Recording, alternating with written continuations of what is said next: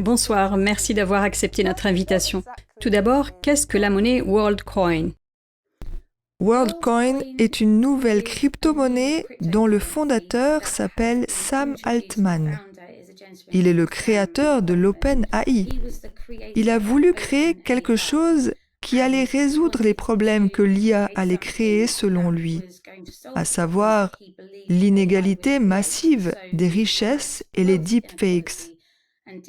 L'objectif est donc de créer un revenu de base universel au fur et à mesure que l'IA prend les emplois des gens et qu'il y a moins d'argent à distribuer parce que tout l'argent ira dans les entreprises d'IA. Il existe déjà aujourd'hui des dispositifs de numérisation de l'iris, qu'on appelle Orb, qui scannent votre iris et vous donnent en échange une monnaie numérique mondiale. L'iris est unique, aussi unique qu'une empreinte digitale. C'est donc un très bon moyen de créer une identité numérique.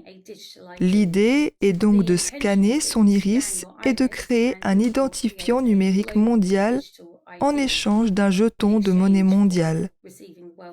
Produire la technologie des orbes a coûté, je crois, jusqu'à 57 millions d'euros, ce qui représente une somme considérable pour le développement de la technologie utilisée.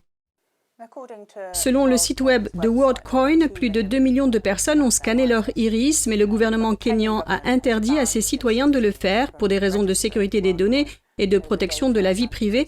Est-ce que vous pensez que d'autres pays vont suivre cet exemple? Absolument. Je ne vois pas comment cela pourrait fonctionner. C'est trop intrusif.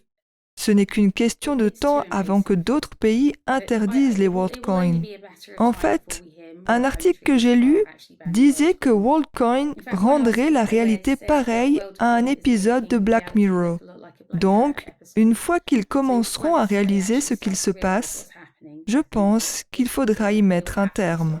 Est-ce qu'il faut vraiment s'inquiéter de l'arrivée de cette monnaie numérique mondiale?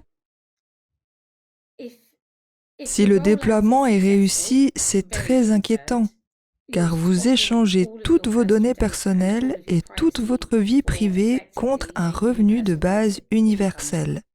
Et ça n'en vaut pas la peine.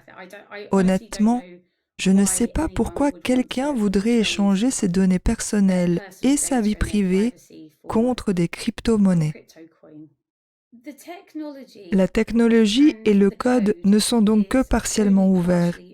Elle est vendue comme une carte d'identité numérique décentralisée, mais ce n'est pas le cas.